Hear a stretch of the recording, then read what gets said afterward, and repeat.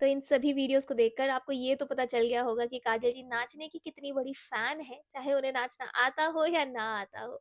हाल ही में मैंने एक लाहौली वेडिंग अटेंड की, वो भी एक बहुत ही स्पॉन्टेनियस सा इनवाइट था और मैं खुद को बहुत ग्रेटफुल फ़ील कर रही थी क्योंकि मुझे अलग-अलग तरीके के कल्चर्स, अलग-अलग तरीके के ट्रेडिशंस देखना बहुत ज़्यादा पसंद है।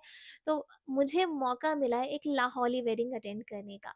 अब लाहौली वेडिंग हमारी जो यूजुअल वेडिंग्स जो हम देखते हैं हमारे नदर्न साइड में जो होती हैं, उनसे बहुत ज़्यादा अलग है। लाहौली वेडिंग में कोई डीजे नहीं बज रहा होता, कोई बैंड बाजे से हल्ला नहीं हो रहा होता, बल्कि वहाँ पर सिर्फ़ एक वाद्य का इस्तेमाल होता है मुख्यतः, वो होती है बांसुरी।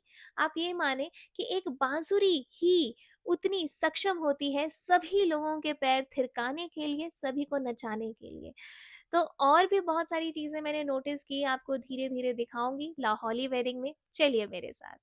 लाहौली शादी की परंपराओं के अनुसार शादी में आए मेहमानों का इस तरीके से स्वागत किया जाता है।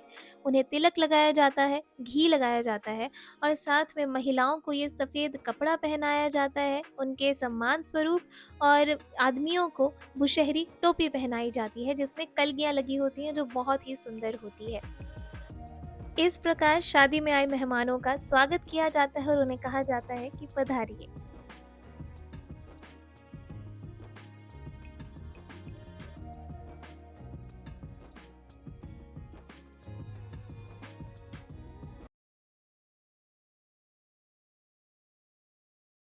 मुझे हमारी सामान्य शादियों में एक चीज़ बड़ी खलती है कि सब मज़े कर रहे होते हैं शादियों में, क्या रिश्तेदार, क्या दोस्त, क्या परिवार वाले सब आनंदित होते हैं, लेकिन सिर्फ़ 2 इंसान जो हैं वो मज़े नहीं कर पाते।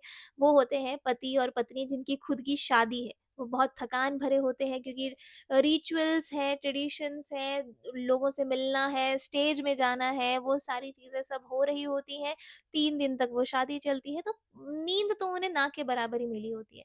लेकिन लाहौली शादी में वो अपने ट्रेडिशंस को भी फ़ॉलो करते हैं, साथ में ही सबसे ज़्यादा मज़े मुझे लगता है वो दूल्हा और दुल्हन ही कर रहे होते हैं क्योंकि उनकी शादी किसी पार्टी से कम नहीं होती है।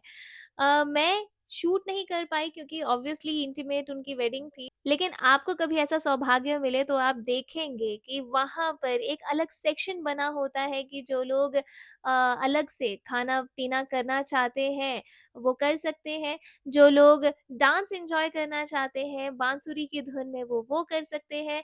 बहुत सारे अलग-अलग उन्होंने काउंटर्स बनाए होते हैं, कहीं पर खाना चल रहा है, कहीं पर पीना चल रहा है, मतलब अपने-अपने स्वभाव के अनुसार आप आनंद उठा सकते हैं और शादी का और साथ में ये जो ब्राइड एंड ग्रूम है, वो भी वहीं पर मौजूद होते हैं, आप उन्हें भी आशीर्वाद दे सकते हैं। बेसिकली हर कोई वहाँ पर खुशी के माहौल में जुड़ना चाहता है, खुशी के माहौल में होता है और बड़े ही अच्छे से एन्जॉय कर रहा होता है पूरी शादी को।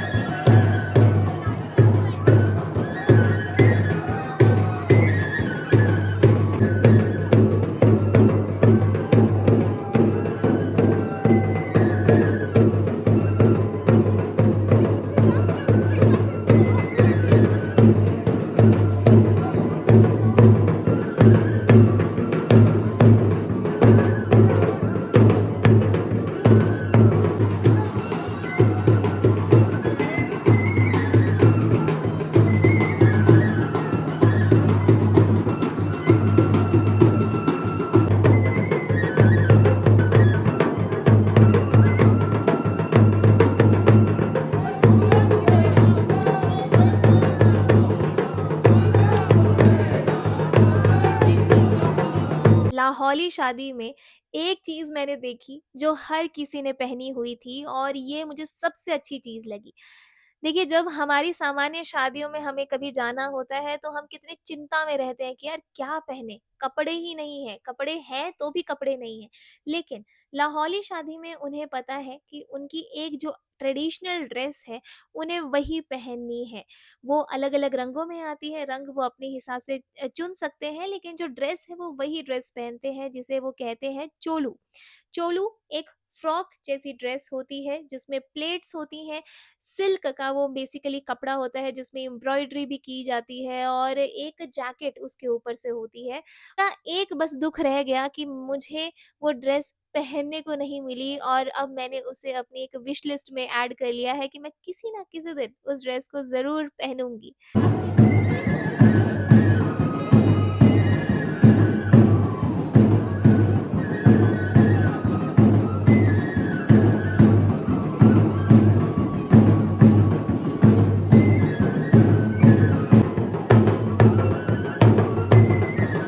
मैं वीडियो नहीं आ जाती बस।